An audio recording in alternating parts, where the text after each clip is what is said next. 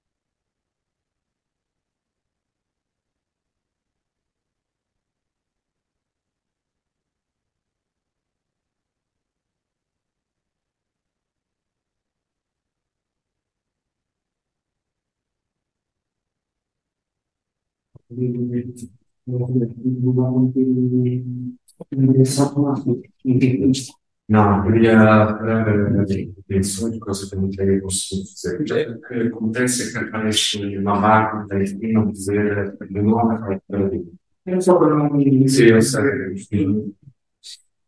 So I think that we can start, right? So just share the screen.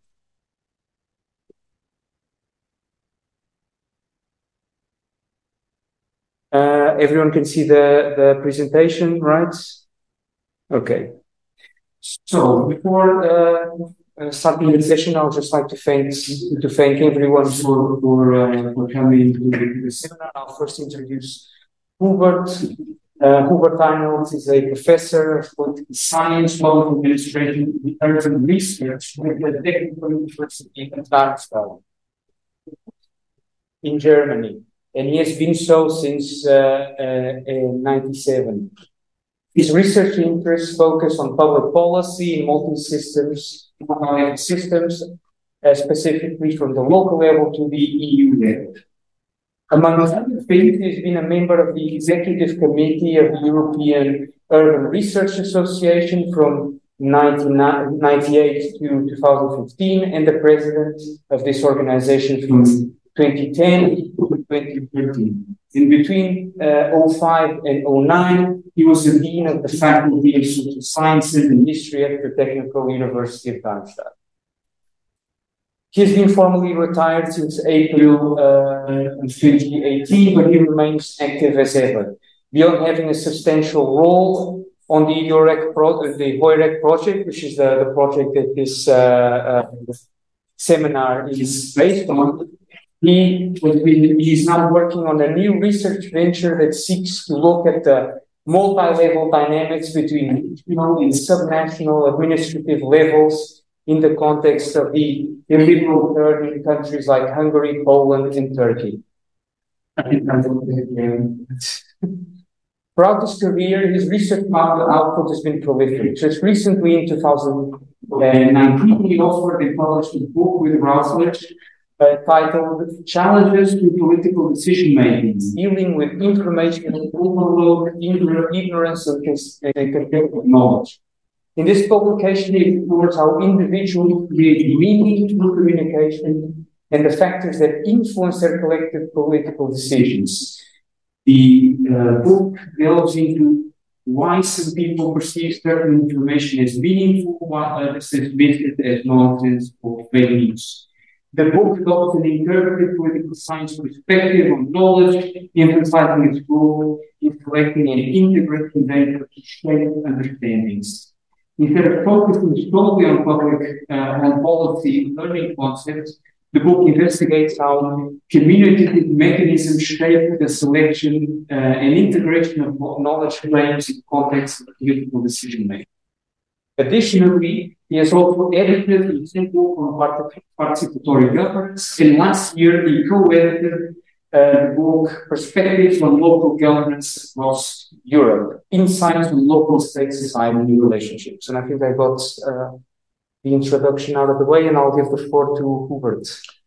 Yes, João, many thanks for introducing me, and many thanks for inviting me and giving me the opportunity to present the project in which João was actively involved for 6 months. He was employed at Darmstadt University, and we will present the project together. I will start and give you an overview about our presentation, starting from research questions, focus groups. I do not know if you use focus groups. We used it as a very important methods for answering our research questions, and then we will present some findings we found so far on different topoi. I will elaborate on this, and different narrative pattern which are by the participants in the focus group discussions are linked to a kind of story. And maybe the time allow us to some other interesting findings.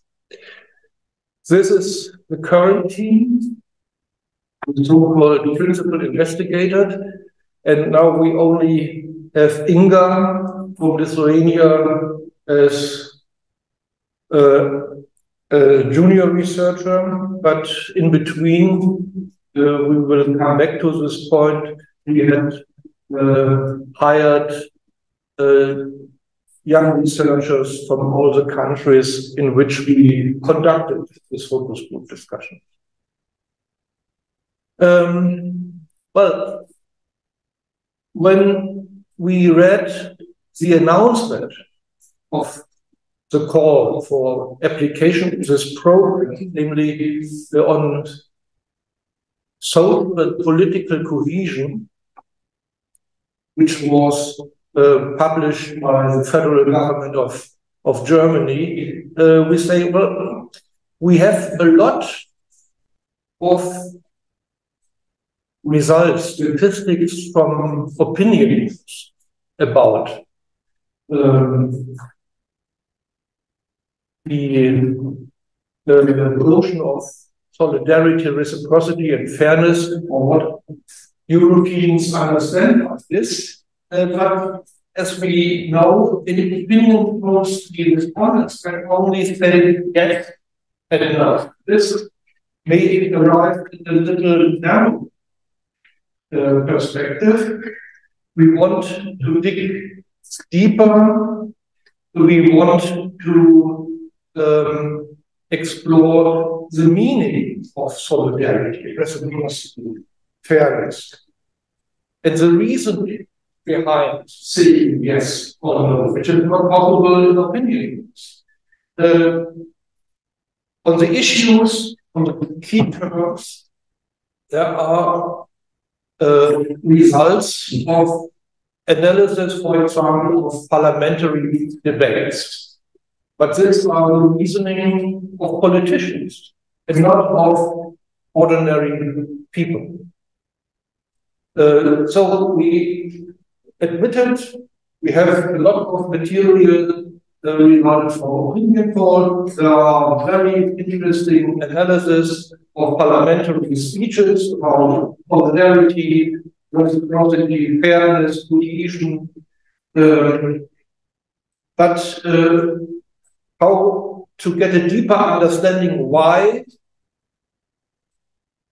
citizens in the EU member state have a particular understanding of these key terms.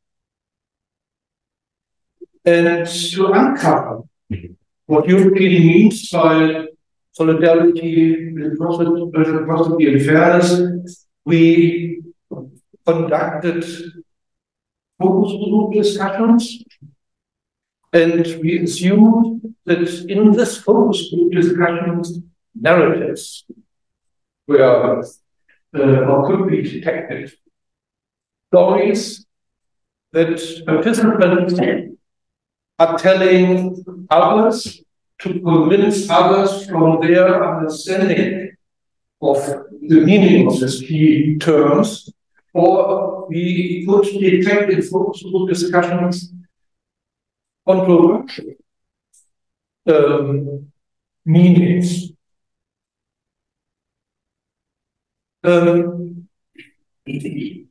Yes, this brings me to the point to elaborate a little bit about focus discussions. Usually, focus group discussions are in a method focused on actors who are interacting in the real world. So, for example, in local social policy, you have those who are paying cash benefits, focused on eligibility, very narrow-minded usually, and you have social workers who are closely interacting with people in need. And there are usually, on a daily basis, controversies about how to help particular people. Focus group discussions are also a good instrument to reconstruct what was going on in committees, commissions, who proposed specific policy instruments or measures to the government. If you do, and this is the advantage of focus group discussion, if you do it by interviews, you only have the individuals who are explaining what they have done. In a group situation, they have to be, and they are aware that others could intervene and say, well, you are telling me what in the past you did. This is not the point which applies to our focus group discussion. We wanted to bring people together in real world situation existing, for example, when people meeting in a or on Sunday afternoon, the family, the larger family is coming together and are talking about the issue. Solidarity. So capturing communicative interactions in real terms. So this is the advantage, what is happening in real life situations, but the disadvantage, of course, is that the number of participants should be limited.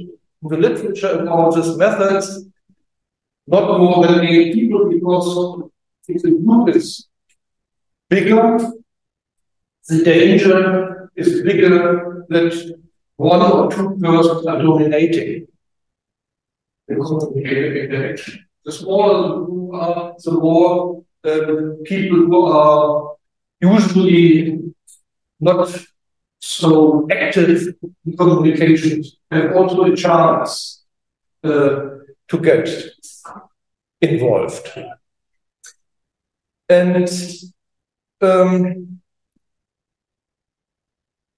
linked to this small number of participants in focus group discussion, it's also a question that you really bring together people who are representative, we call them, in this way. What we did is selecting in each of the countries, we will come back to the selected countries in a minute. In each country, we conducted focus group discussions with people from different social milieux. Because we observed that in randomly selected discussions among people, those who are in real life very active in communication, usually middle-class people, are dominating the discussion. So we selected different groups. I will come back to it also in a minute. And we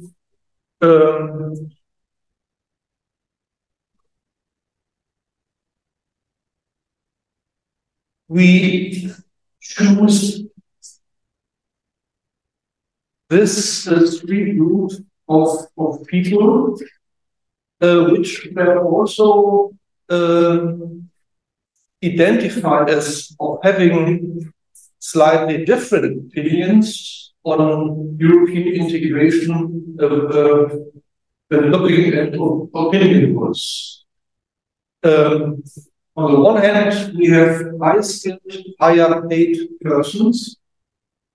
In the literature, they are often called as cosmopolitans. They have also had a real life contact with people in many countries, if not globally. On the other hand, we focus on people who are lower paid, unemployed.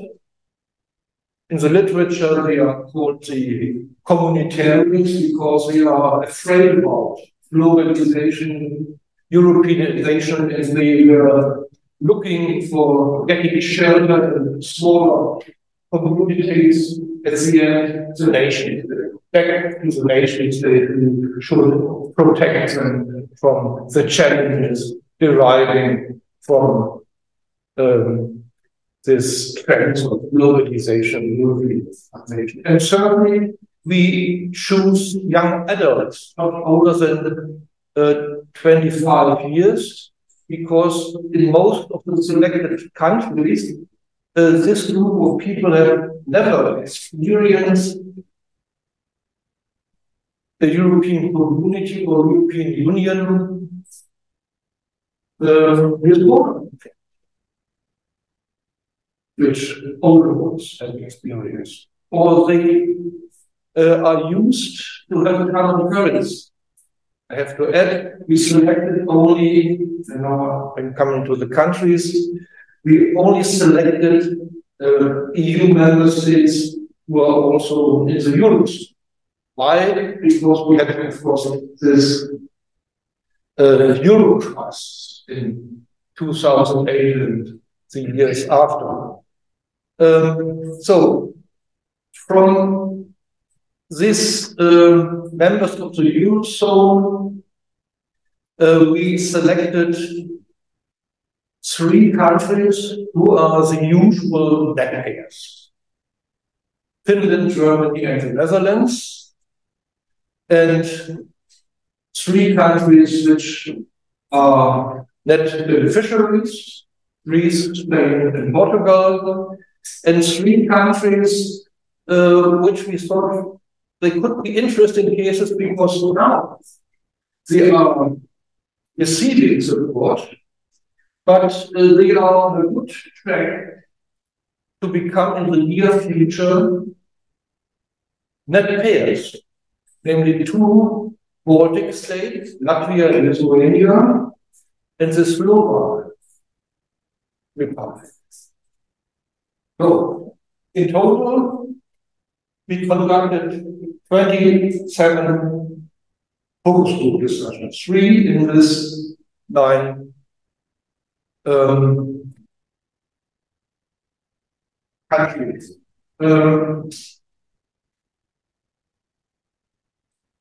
As Hubert already mentioned, the project hired young or junior researchers to conduct these focus groups that we were describing in these countries. So 3 focus groups per country, all of the focus groups focusing on specific milieus. So the supposedly cosmopolitans, the communitarians, and the young adults. One of the key aspects, I think, of the way that the project was conducted was to bring the junior researchers into Darmstadt, into the campus. So we conducted the work not through Zoom meetings, etc. We actually lived in Darmstadt, and this allowed for basically the conduction of weekly workshops on the topic guide, on the elaboration of the protocol that we would use to conduct the discussions, to translate the discussions to the transcription, etc. So, yeah, basically that's it because of the method, the operation, the focus. Also, I mean, I think that, speaking personally, I think that the topic guide that we elaborated would have been very different if we had been working at home through Zoom. I think that there was a very enriching discussions, and we will see in the next slides about how we constructed the topic guide based on 3 distinct scenarios that were programmed to elicit different responses from the participants on the topics of solidarity, cohesion, etc. So,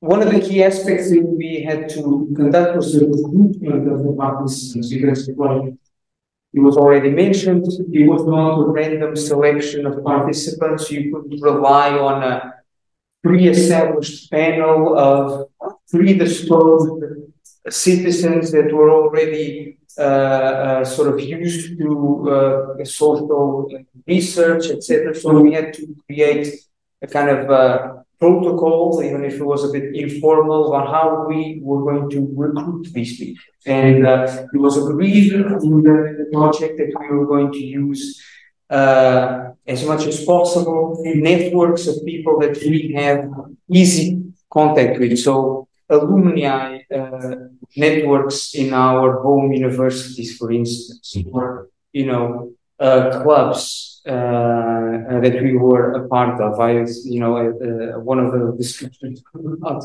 the German case was how to put the local football club, fan club, in service of social research. So that's one of the sources of the participants for the project.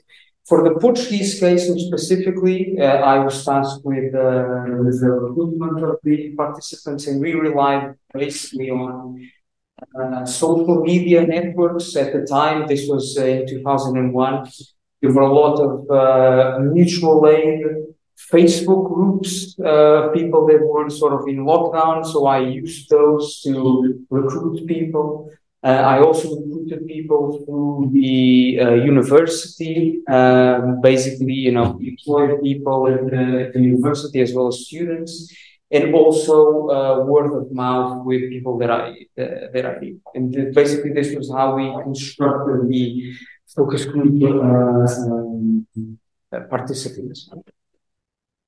This table gives you a sort of general overview of the composition of the groups between the countries. So they're very similar, largely similar in terms of age, in terms of gender ratio as well. In terms of number of participants per group, also fairly similar. For the Portuguese case, the high skill, or rather the low skill, tended to be older on average than the other participants, and also very important, the focus group discussions were conducted via Zoom, because at the time, this was in the early 2022, there was a huge spike in COVID infections. So the team agreed that, if we had to do the discussions on Zoom, we could have that, we could make that happen. Although, in Greece and Spain, they did their discussions in person. But you know, I mean, as a kind of to go a bit into my thinking at the time, my thought was that it was better to have the discussions on Zoom with all that entails in terms of like limited interaction between people, because like Hubert said, one of the key advantages of focus groups is that you have these interactions with participants, and you can use that when you conduct these discussions on Zoom. But it was better to have this penalty than to risk dropouts, last minute surprises because of the COVID infections spike that was happening at the time. So I mentioned earlier that it was really important for the project to have everyone at the campus to discuss the nitty-gritty of the research instruments. And through these discussions, weekly workshops, we created this topic guide that was sort of designed to get responses and interactions on issues of fairness, you know, and cohesion and reciprocity. So we created this distinction between a first scenario that was focused on, or rather, it put the participants on the table for them to discuss an issue of a natural disaster, something that occurs in your country or in another country of the EU. It's something that is unforeseen. There's no blame that can be attached to this event, in theory at least. And so in the context of something like this, what should Europeans and citizens do to the affected people, right? How should we help these people? Who should coordinate the help? How much do we owe in terms of solidarity to affected peoples? What would be the expectation of participants if their country was affected by a natural disaster? What was the expectations that these citizens had about the role of the EU, about the role of other countries? This was the first scenario. The second scenario was a bit different. It also elicited this idea of people in need of help, of solidarity, but it was in the context of an economic crisis. So now you can possibly blame people for the cause of the solidarity blame. So we thought that this would introduce issues of fairness. Okay, so you know there's an economic crisis. The people in the country X need help, but who is to blame for the crisis? Did these people do this to themselves, or was it something else? And if so, are they deserving of help? What kind of help? Is it help different from the natural disaster scenario? So we hope when we were devising the topic guide that the participants would differentiate between these scenarios. And lastly, we had not necessarily a scenario, but a proposition. So we created this hypothetical situation, or well, not really hypothetical, but we put people in facing the problem. So there's disparities between countries. Some countries in the EU have better economic conditions, they have better living standards, etc. So in this context, should there be an EU-wide unemployment scheme? What are the arguments for? What are the arguments against? Would you be willing to contribute to, unemployment benefits in, Scandinavia or in Greece, etc.? So basically, the scenarios were constructed to sort of elicit these sort of arguments and reasons from the participants. Okay. So what we will present now as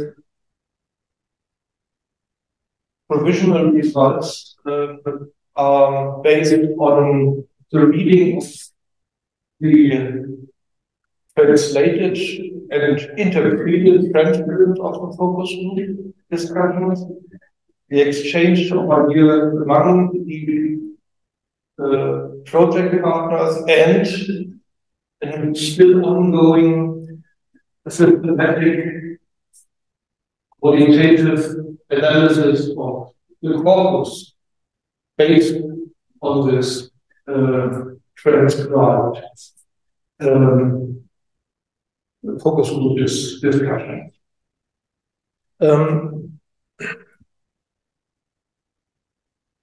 First of all, we were a little bit disappointed.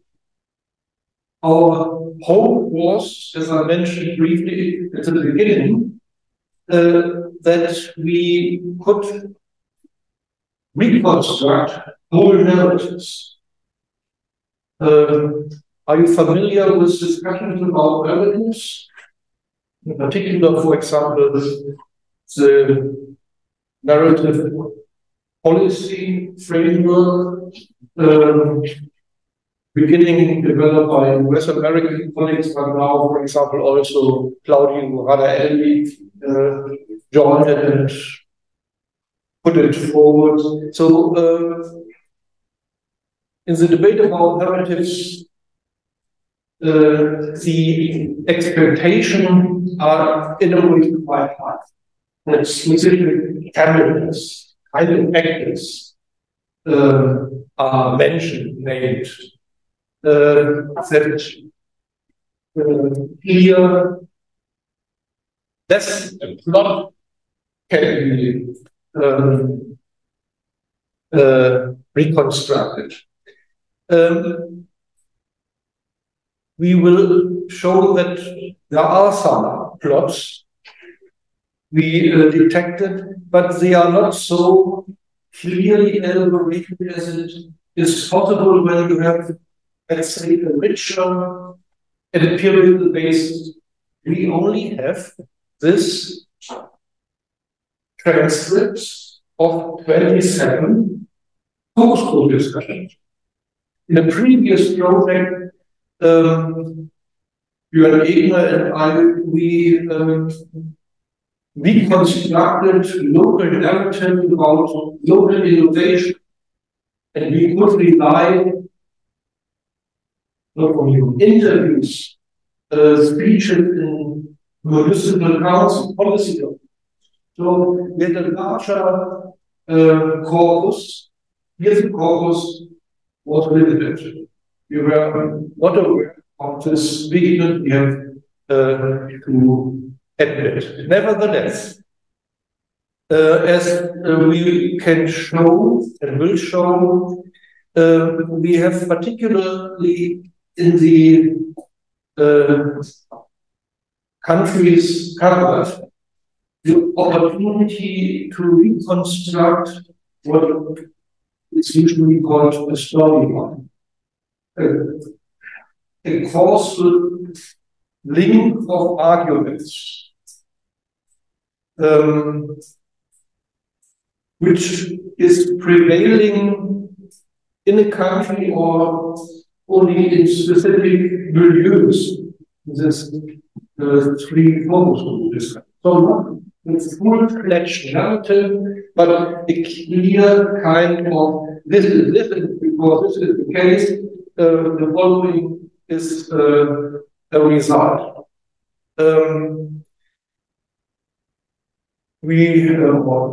João will start with the storyline we have detected for Portugal, and we can add also as much of the others like. Then, instead of elaborated narrative, we detected what is in the literature called top-line. Commonplaces articulated by people because they expect this should be understood, can be understood also from the other partners in a communicative interaction, or generally share background knowledge, isn't it? You agree? Yes, why not? And then this kind of arguments could be found in the focus group discussion, and we found this top one.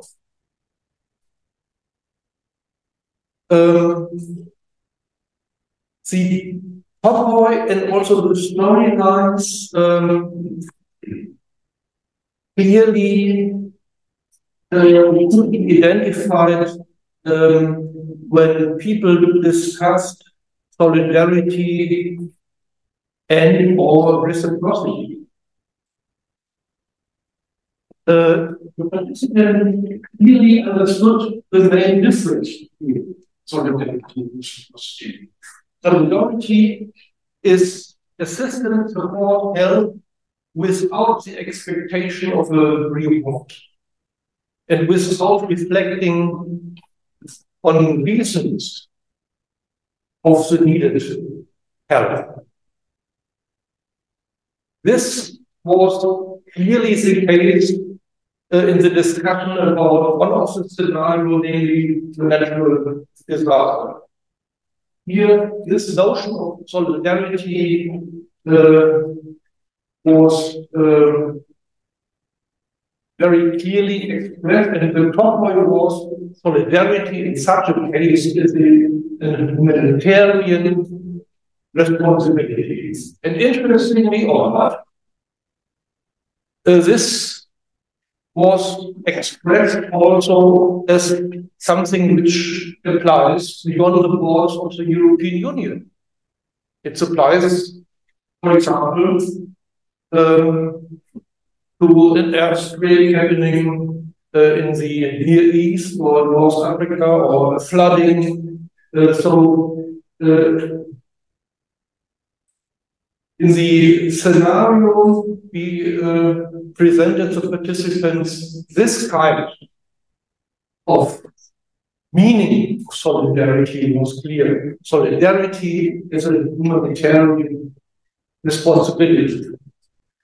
This reciprocity, yes, it's help, but with the expectation of a reward in the future. Give and take. But in this case, also consideration were observed, or could be observed, that there is a reasoning why support is needed. So the reasons are popping up. And deserving this became a clear topic. From the literature, it's not surprising. We elaborated on the social construction of deserving. Do they deserve our help? This is related to the debate about what is the reason behind the situation in which other people need our support. Okay, these are two relevant topics.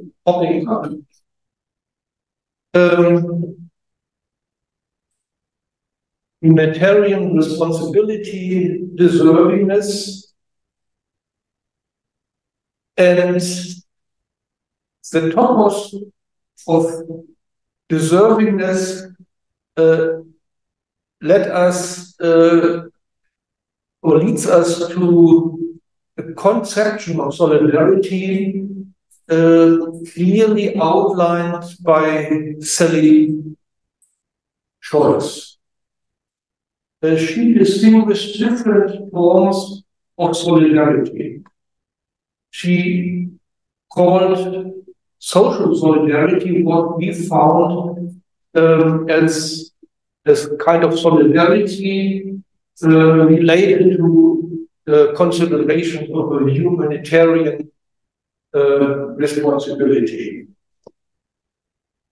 It's not possible in these cases to blame someone that he causes the situation in which she or he is in need by himself. It's not self-inflicted.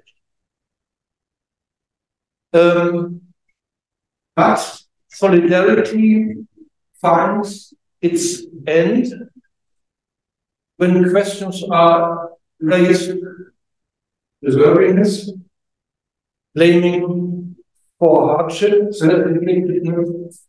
and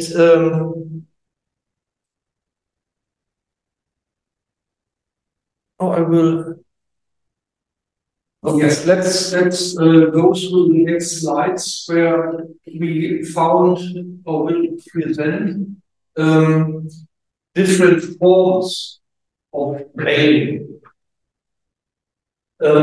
First kind is an ethical one, related to ethical dimension. This is a quote from focus group discussion in Finland. It's really not clear, isn't it? Protestantism and the ethic of capitalism. So we in Finland, the laws, we are Protestant, we have Protestant birth, and there's people around the Mediterranean, this banana republics do not have such work ethics. And we have to pay it. We found this in Finland, but also surprisingly for us in Baltic, the two Baltic countries. People blame the politician. It's our own responsibility choosing our politicians who again determine the economic path of our country. And as João will show, this is also a crucial point which could be detected in the three focus group discussions conducted in Portugal. It's our own fault, self-blaming, because we elected the wrong politicians.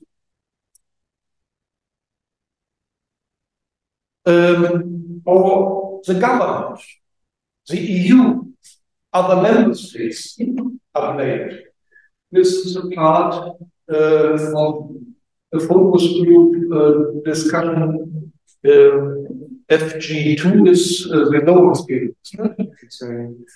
So you see, we coded all statements in this way.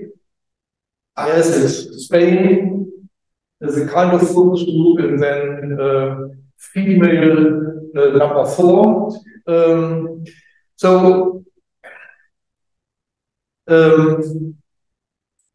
they have taken it away from us. We had shipyards, we had rights, and it all gone. We made boats, and the boats sold the moderator than us.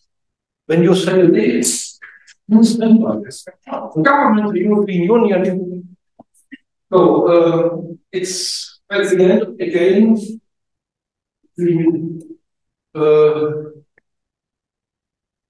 all of the people, but it's external. We are the victims of those in government, as the European Union and the other member states who changed the world.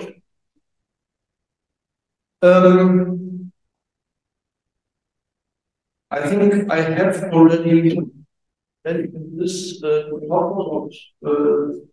no, this is subsidiarity, sorry. So solidarity is helping others. And another topmost is working in another direction.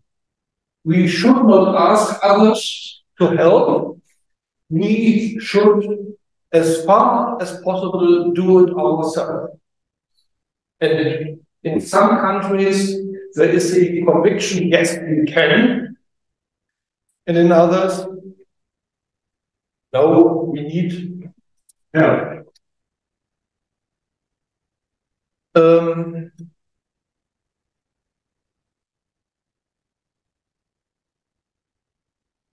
what is now also an important finding, coming back to Sally Scholz. I mentioned the first form of solidarity is distinguished by her, social solidarity is humanitarian responsibility, and the second form of solidarity distinguished by Scholz is what she called civic solidarity. It's an institutionalized obligation, and she called it civic because usually this kind of solidarity is initially evolving or had evolved within society, but then the more it becomes institutionalized, it became a task of the state. This is the welfare system, for example. And the crucial point is what Sally Scholz calls civic solidarity. It is an institutionalized obligation. It's not on the horizontal level among people, but it's an institutionalized obligation. And what comes out here, we expected solidarity that can happen on different levels, EU level, member states, and individual. This institutionalized obligation to help is, in most of the focus groups, something related to the states, the member states. Not for enough agreement, not agreement.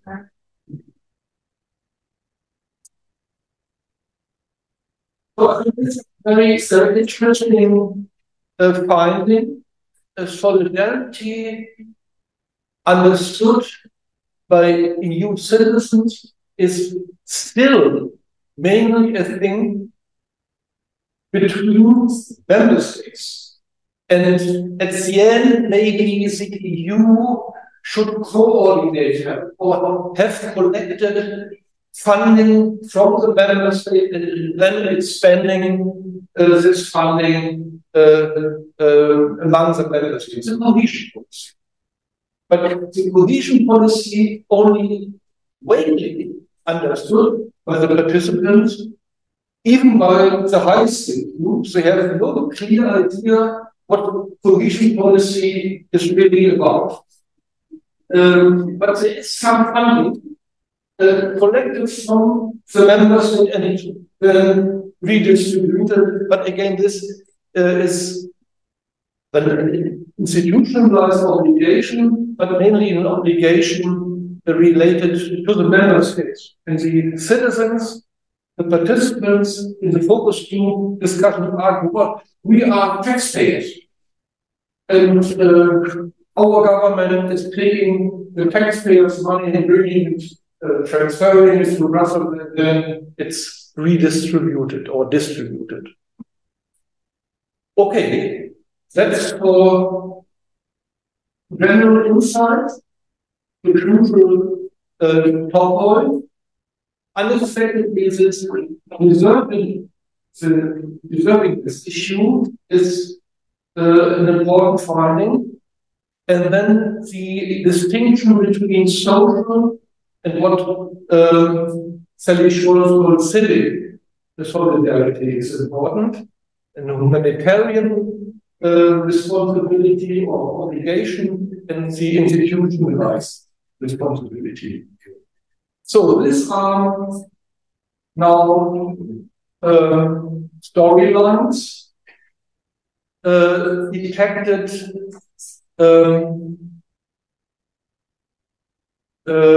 in the focus group discussions in the 9 member states.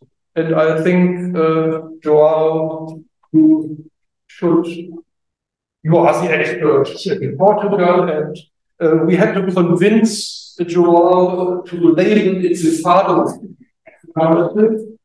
João was not really very convinced from a comparative perspective. We said, well, let's label it in this way. What you did. So, you need to take care of this, or should we just move to? Okay, so beyond this top point that Hubert has mentioned, which in the case of Portugal, there are significant, or rather interesting specificities in terms of the top point that we can discuss later. There was this overall narrative that was present mainly in the high skill group and in the lower skill groups, but not so much in the young adults. The young adults didn't really have a coherent sort of storyline. It was very much based on principles. You help because people are in need, so you help without conditions.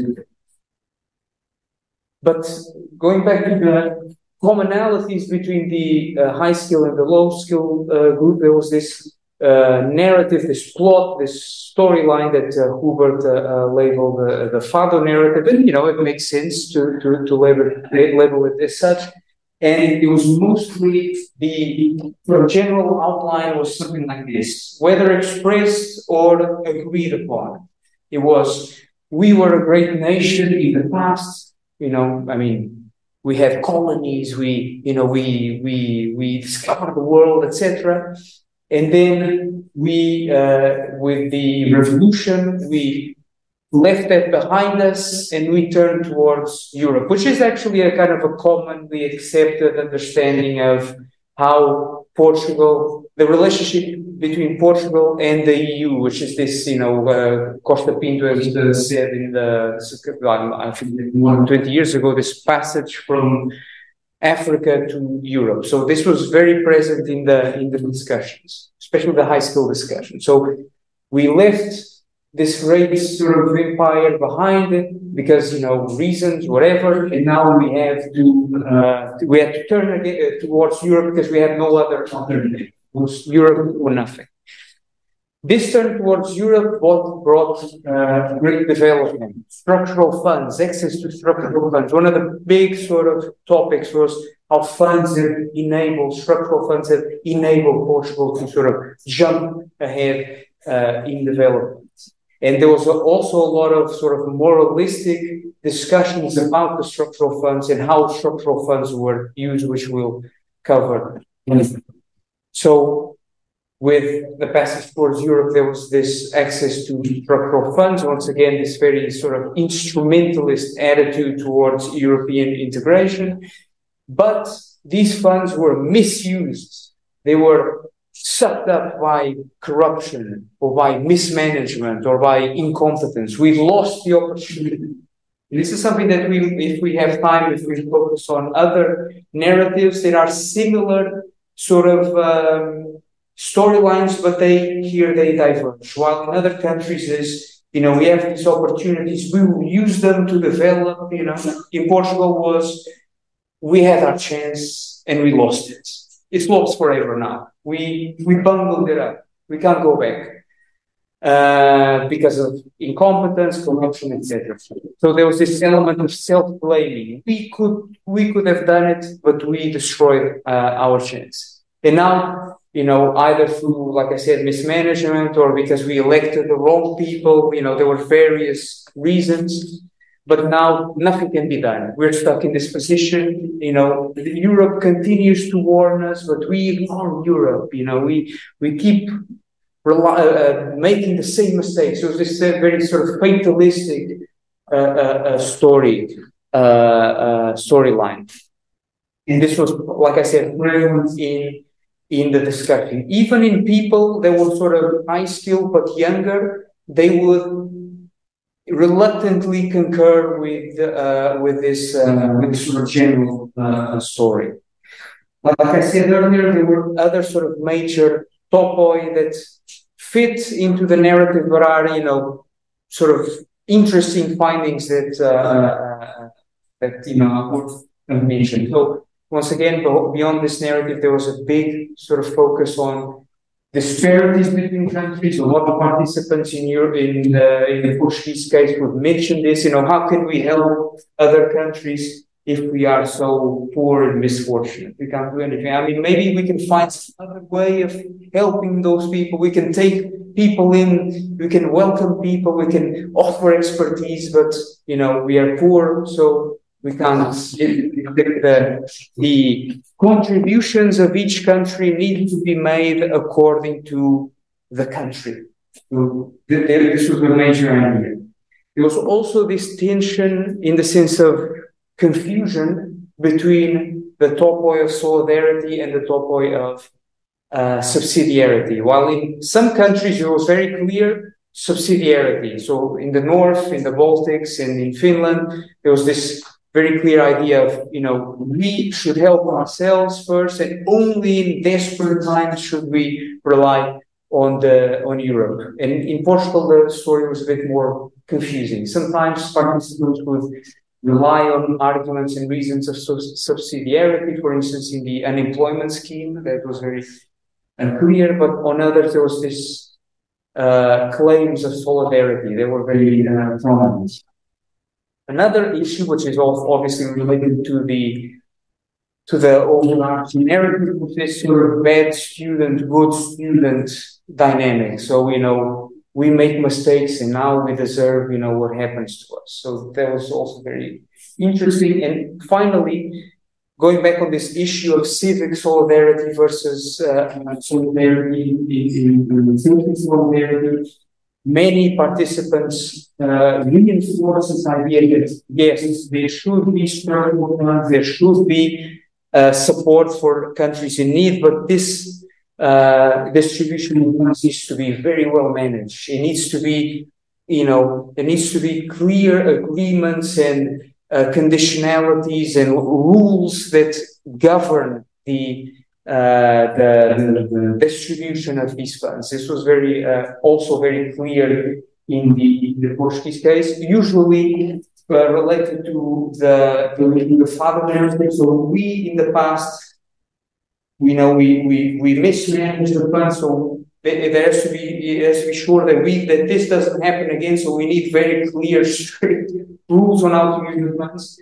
But also this question of the supervision will pop up when participants were thinking about giving help to other countries. So the civic sort of solidarity was very present versus the social solidarity. I would say that those are the sort of the main findings of the Portuguese scenario, the sort of the distinctive characteristics of the Portuguese participants in terms of plot and topoi.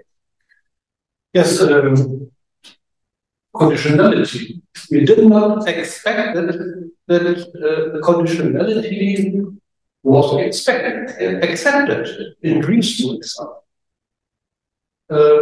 But similar to the Portuguese case, the EU Commission should have a close look at how this funding is spent in our country. So in Greece, I think more than in Portugal, participants argue, well, these conditions should be somehow agreed between the member states and the recipients should also have a say. Because it was something that the young participants also thought it was important. But okay, which other country in the detected storylines do you like to get informed of? Because 1 hour is over. I'm an old man and don't give an old man the floor. These people are talking a lot. So I think we cannot go to all this different national lines. What do you like to hear? So we are pissed off narrative. We are pissed off narrative. Okay, I expected it, and therefore I.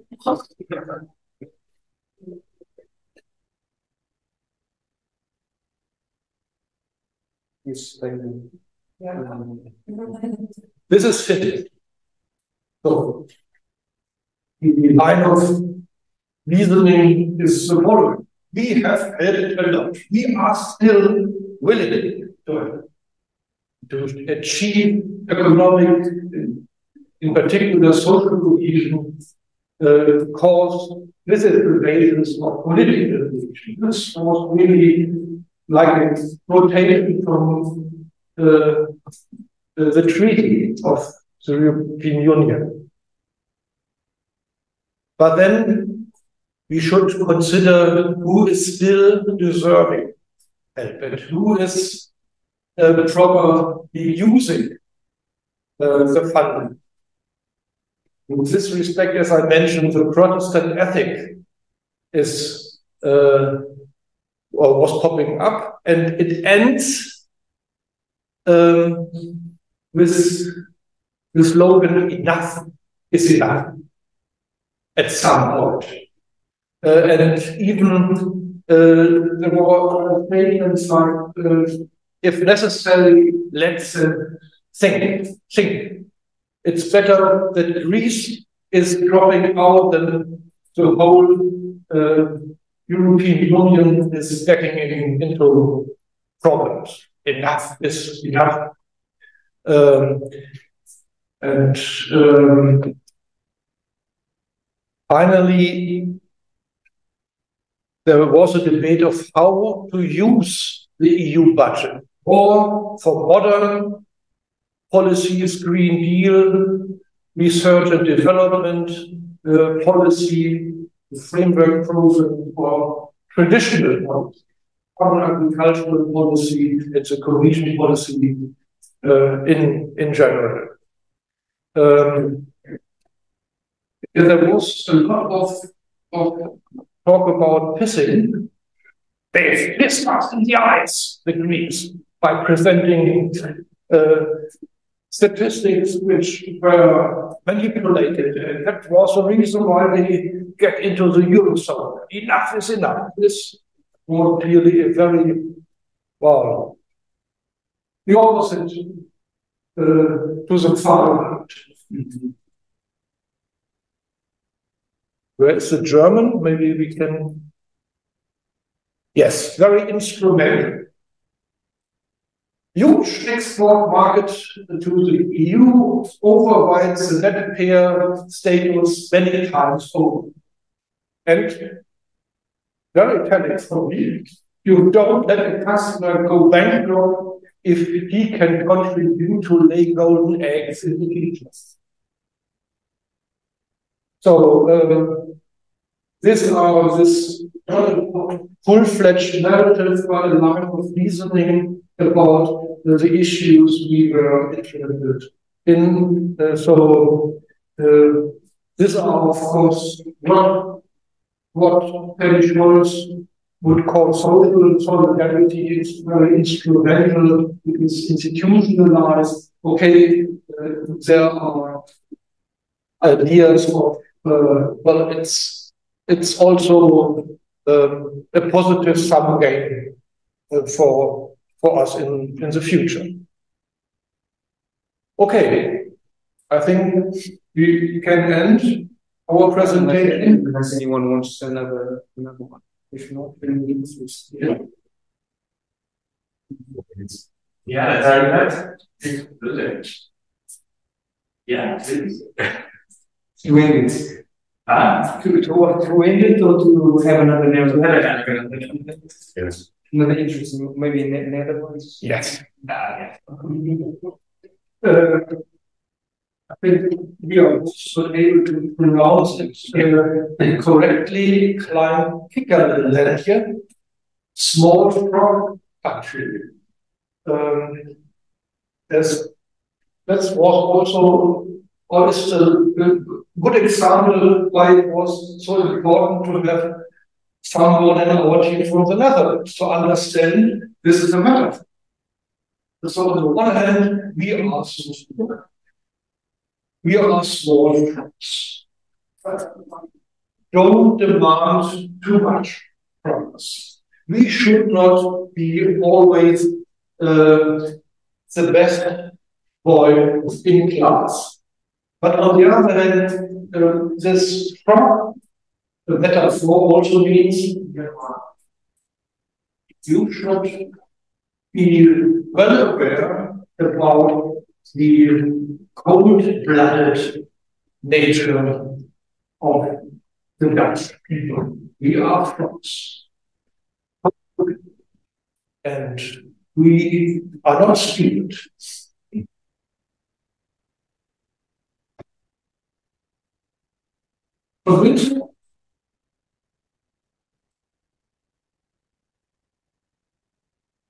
Yeah. Okay. Maybe a final remark, because I don't think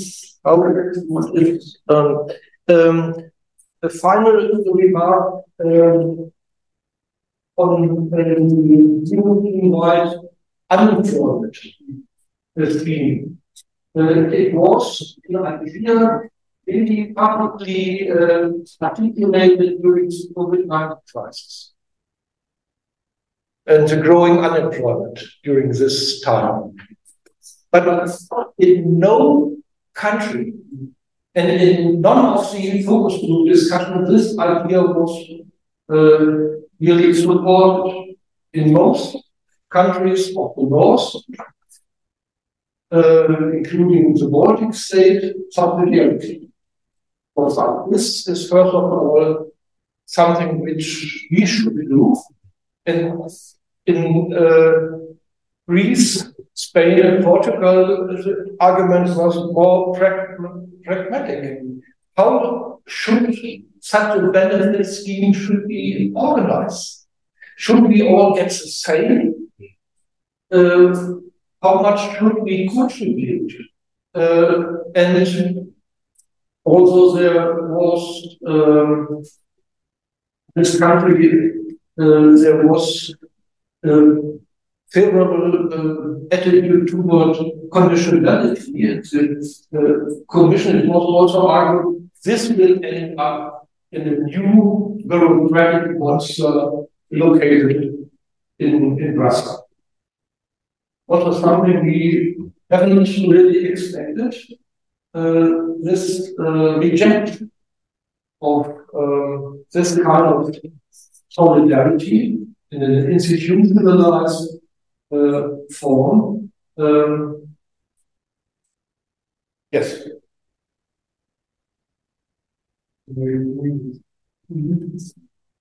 So yeah, thank you for your attention, and now we'll probably can answer questions if there are any. So there's 2 questions. Okay, really thank you for this presentation, and I think it will be like the perfect database for the future policies for the European Union to understand the problems in the countries and perceptions of the countries for this issue in Europe. I'm curious about 2 things. The first one, I think you did this research in the COVID process. But after the post-COVID process, every country, also in Europe, started to feel the economic effect of this process, especially increasing inflation. And I think you completed your process with this group, but it can be also really helpful for getting their perceptions again, the economic issues in Europe, because I think everybody affected this inflation issue. The second one is when you evaluating the narratives, debates, I couldn't understand the division between the groups, because at the beginning you selected 3 different groups, high skill, low skill, unemployment maybe, and the young generation. But in the narrative parts, you are giving like, how can I say, average narrative something, so you are colliding all of them. And for this season, I think it's hard for me to understand their perception. For example, if we mentioned about Portugal for the photo narrative, you mentioned that especially high school people having this narrative, but I'm also curious about is there any big differentiation between the low skill and high skill, and also for the young generation, for the youth? So my question is. Well, yes, you're totally right. We conducted the focus group discussion in most countries before Russia invaded Ukraine. Only in 1 or 2 of the focus group discussions we conducted in the Netherlands, because in the Netherlands we had a delay, it was discussed. However, I think we could also draw lessons from our research to this reason for the problems. As we pointed out, if there is something like a natural disaster, willingness to support is high. This was also the case during the COVID-19 crisis. It was perceived like a natural disaster, and not by chance it was possible at the end to establish this recovery fund, which nobody before the beginning of the pandemic could imagine that something like this would be possible. A fund of 750 billion, mainly funded by debt, was accepted by the majority, by all member states. This is related, well, this is a catastrophe. Nobody can be blamed, and therefore the willingness to help is big. And I think the same can be related to the Ukraine crisis. But in some countries, and this is also interesting, I do not know how the discussion, the political public discussion is here in Portugal. It can be perceived like a catastrophe, but in Germany, it is, for example, by the left and right-wing populists, not labeled as a catastrophe, but the fall of the government. Our government is the stupidest ones we ever had, because the government did not any longer collaborate with Russia. That was the position articulated by Barbara, a member of the left-wing party, who will probably in the next 2 months establish an own left-wing populist party. So I think this is relevant. It's not per se a natural disaster or something which is caused by people. It's a social construction of what it is, and of preserving it related to this construction of how a situation where people are in need should be helped by others is getting dominant, if not hegemonic. The other point you raised, we had these 3 groups. We choose these 3 groups because in available EU statistics, based on opinion polls, you could observe different statements of people from these groups. For age and social status, let's take it this way.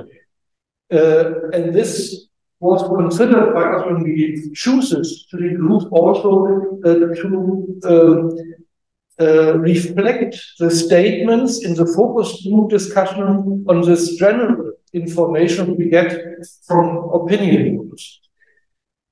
Well, what João and I presented were more or less the same result all over these three groups. We have at least two countries, Greece and Spain, where we detected different storylines.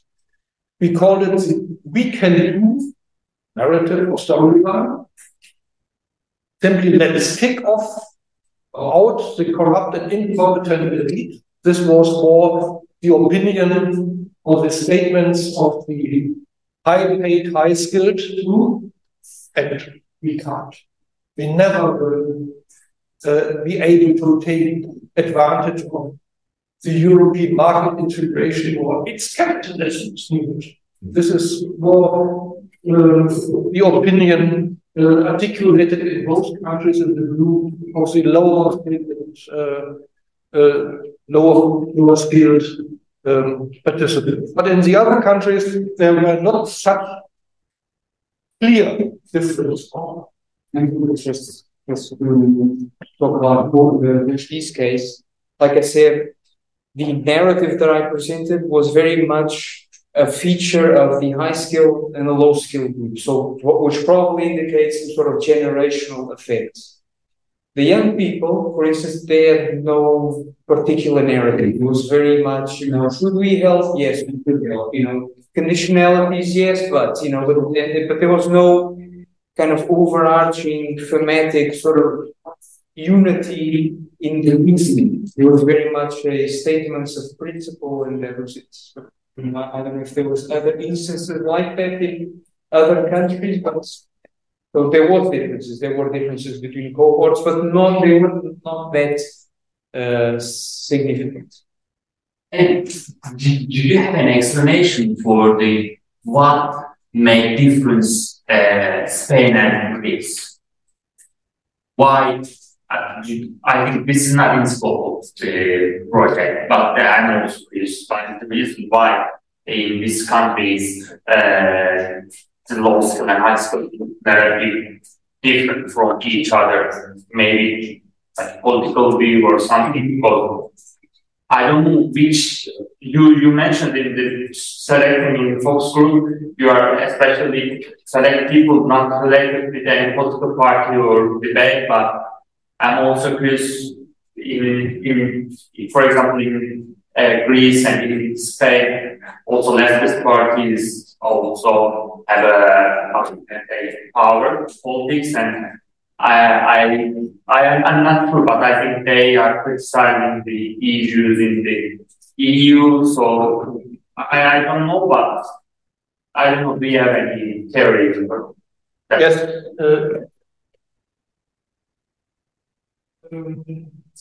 Look at the last bullet point. I think this was a statement of a participant of the focus group discussion with the lower paid in it's clearly an expression of the working class attitude. And it ended up not in a Flado attitude, but what we called revolutionary attitude. That's the anti-hope will call and I think a similar background could explain why in Spain we could detect clearer differences than in other countries between the high skilled and the lower skilled. I mean, just to talk about in Portugal, there wasn't differences between high skill and low skill in the narrative, but there were differences in the examples. So high skill people were a bit more articulated in their examples. They were more references to political events and things like that. While in the low skill, it was more about everyday things. You know, how can I feed my family if I'm also contributing to the unemployment scheme? You know, I can't even pay the rents. Things like that. So there were differences, but not in the narrative. We have looking for Okay, I have one practical question, which was regards to if you notice any difference between the Zoom meetings and the physical meetings. Were there more discussion in the physical one, or the Zoom meetings more tete-a-tete, or how did they work, or are you still trying to figure out if there were some conceptual differences there? And my second question is regarding more literature discussion. How much were your expectations, your preparations, and maybe even your conclusions informed by those classical theories of justice like SPARC or Sandel, other theorists? So especially when you spoke about the catastrophe theory, I was immediately reminded of SPARC. She has a book on injustice, but she writes about natural catastrophes and how they are initially always perceived as something God-given or outside human responsibility. But very soon, people start to blame either the government for not supplying enough help or the people who are being reckless with the management, etc. And how, if you ever found someone discussing this, or were they always starting with catastrophe, always saying, yes, outside, we need to act, or are they immediately jumping?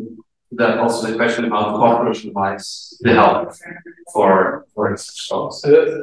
If you go to the website of our project, or just put in Google project, you will find the discussion which was already prepared before the young colleagues from the different countries came to Darmstadt, in which one of the team members tried to give an overview about the broad literature. Maybe it was too broad. Because now we realize the difficult, we have already a contract with knowledge for publishing the result, but since the current paper, we cannot use it for a book because it's not fitting to the results, and we have to find a way to reformulate this paper book. You will have an opportunity to see the background, and we try to operationalize on the background of this review, the available academic discussion, what we've done particularly before developing the topic lines. Just interesting point. How to translate fairness in the languages which have a Latin tradition or Nordic. It is clear that the end fairness is something related to the trust. The trust that has to be fair, not the fact. You can lose again, that's okay. When the play was fair. In the Latin context, fairness is more concentrated, more just. How would you translate fairness into your language? I would take roles and try to run away.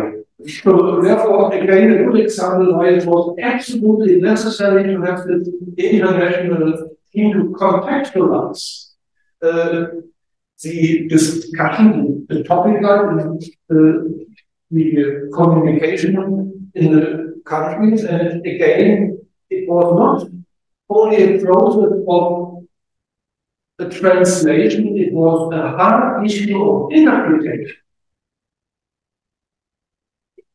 When the Zoom and in person Well, yes, I mean, I did the discussions on Zoom. I personally didn't feel that I lost interactions because of Zoom. People were sort of cutting each other off, and there was clearly a kind of a simulation of real world interaction. But I don't know, I mean, you've read all of the transcripts, so you also read the Spanish in the RIPOL, so maybe there were differences between the ones conducted. We were really afraid when we had to realize it. I think in 3 countries we had the discussion in person. Mentioned it, but in Germany, in Greece, and in Spain, it was possible to do it in person. But no really remarkable difference. This may be related to our cleverness. Yes, we haven't mentioned how the focus group discussions were structured. According to the literature, you have to start with what is called a warm-up phase. If you have a group, as you see, quite small groups. The initial point of the moderator, the young researcher, was please, you have a piece of paper, write down the first 3 ideas which come to your mind when you hear EU. And then this was an important stepping stone for engaging everyone in the discussion. Because the moderator could, if someone was not engaged in the first phase of the focus group, typically, you have to take nothing. You have to written down. And by this, it was, I think, possible to integrate everyone in this kind of communicative interaction. The moderators were the opposite. It's the opposite as well. So I think you have had one. Yes, there is professor. In the ICS focus group was really sort of a dominating presence in the discussion. Sometimes you had to, let's hear about what the other person is.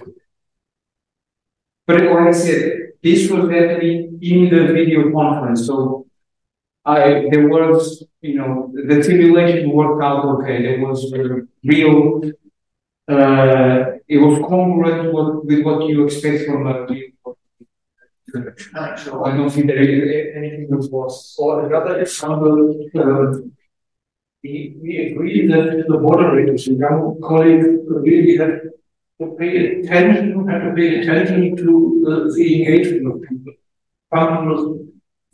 Well, I agree to what he or she said, and then the moderator really asked, why did you agree? So it's, if you in the near future will conduct this kind of focus group discussion, you have an expert here in the institute. You has not only experience but is also familiar with the methodological reflections about this method. We have another question on very Yeah, thanks about the presentation for a really interesting project. I was curious that because you started the whole theory sort of with this idea of the cosmopolitans and the communitarians, right? Which is theory that's out there since a while. You couldn't really confirm it with your findings, right? Because like from what I saw, it's rather the high school people that should be the cosmopolitans that were sort of talking about this national needs, like Portugal and how it used to be such a great empire. The hardworking people in the north that make your country better, right? I mean, this seems to be narratives that rather happen amongst the high skill that were supposed to be so communitarian as so cosmopolitan. So I was curious how you got back to this original framing that you had, and how you would relate that to your findings. Thank you. I think this really helpful advice for formulating the concluding chapter of our book. At the end, it's really a file that accepts the Greek and Spanish text, where the participants in this focus group, there were obviously that's the skeptical about European integration, but in general, we couldn't really draw this fine line, which were elaborated by Bill and Michael Stern. I hate the labeling communitarian, if you think about communitarian political theory. It's awful, but nevertheless, they made a strong point in the academic debate, but empirically, this is not so clear. And for the discussion, there was no there was in the examples they bring up, but in the overall narrative, not really. In fact, I would say that this would be just the feature of the recruitment and not generalizable. In most of the older supposedly communitarians were slightly more progressive than the honestly. I have very few questions. Maybe also in line with Blair's question. How I'm pretty sure to story in the book, but I mean, how these findings fit the initial frame to the failing concepts, because the findings they are not organized as fairness is according to Greek, Spain. So I think that this will be done with the book, but I was wondering if this is one question. The other question is, it's more a curiosity, but I'm pretty sure that this discussion was made in the social media group. I mean, the elephant in the room is, for me, is UK. And they consider at some point to include UK. I understood that the feeling was only countries of the Euro country. But however, since you is the main pillar, let's say, of this letter, I was wondering if Brexit could be also an interesting phenomenon, like those three key dimensions. And then I have a very similar question. It's not practical. I understood how the reform groups were run. I didn't understand where. Because, I mean, if you consider also the special geographical differences within the countries where there is focus and since you have already this slide, I think that you said something at some point. I'm sorry if I lost this. Why Greece, why high-skilled Greek people are the mean age is 30? I mean, why so different from all the other? Why so young people? Is there any explanation, or is it just yeah? I'm not at the moment so deep in the material about the treatment of this work. Okay. But going to the back, issue rate where the focus were conducted. This was again linked to the two models. The two version of the conduction of the focus discussion allowed us, when you have also people from the focus group discussion, which were conducted in person, took usually place in a city. In Spain, I think it was Madrid. In Greece, it was Athens. In Germany, not such a place, it was Darmstadt. That is bias. But this should be also considered, and Inga, she is now still employed at our university. She will write a paper on this methodological aspects, and having it via Zoom or in person is one of the aspects. The ordering of the labels and the relations between. We are still struggling a bit, openly speaking, about cohesion, because we should say something about cohesion that was in the interest of the minister. Does cohesion result of solidarity action, or is solidarity require solidarity already cohesion? And I think in this respect, the distinction of choice is interesting. If you have a catastrophe, social solidarity, you do not need cohesion. But if you act in solidarity, can contribute, increase the feeling of cohesion. It's more difficult if you have the case what she calls civic cohesion, this institutionalized responsibility or force for your government is force.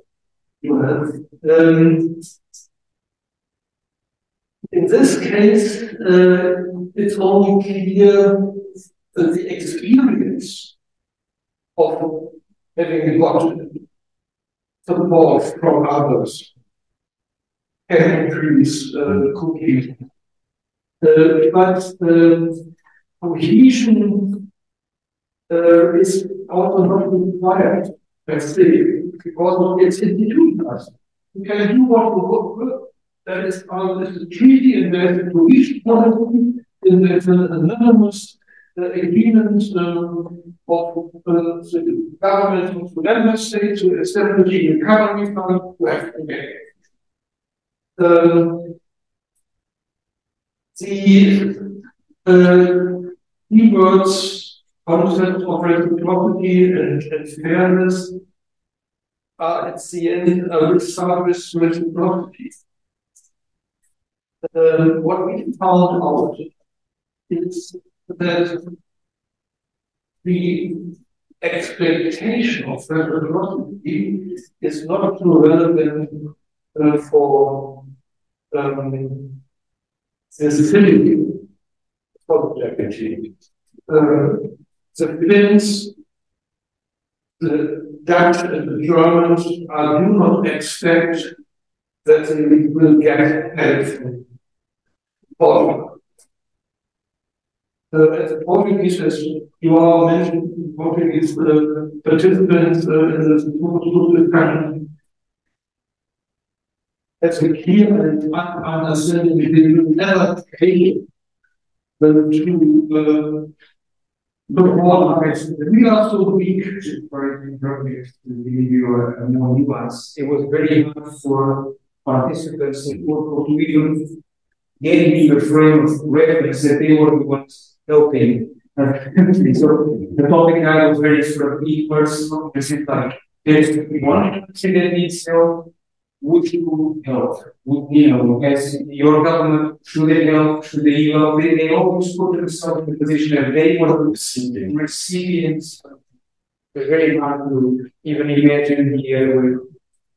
And again, the fairness. From the empirical results, it's mainly an issue of a fair cost and not the substance. any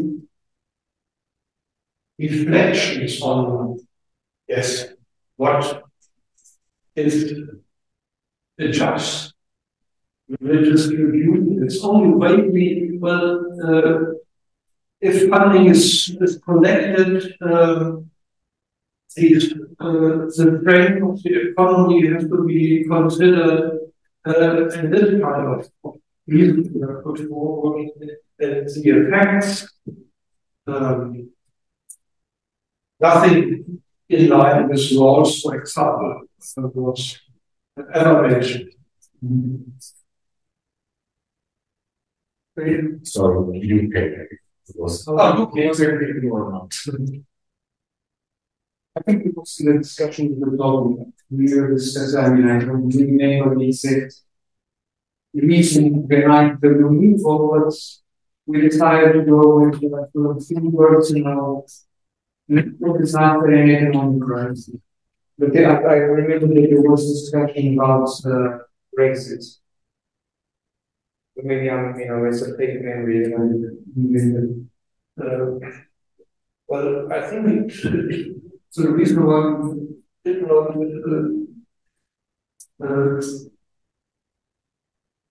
considered or even include the UK was quite pregnant. I think if you apply for funding from a specific program, then this was could be mentioned at the beginning, the program of the German Federal Ministry for Research and Education. It was quite clear they are also concentrated on the future of the European Union consisting of 27 states. By the way, the whole program was launched during the time that the former German Chancellor Angela Merkel was the chairperson of the European Council, and she had to bargain or had to mediate the bargain of the interim financial framework 2021-2027. So it was not almost good. So we have completed with that can also conclude our seminar, and thank you for attending.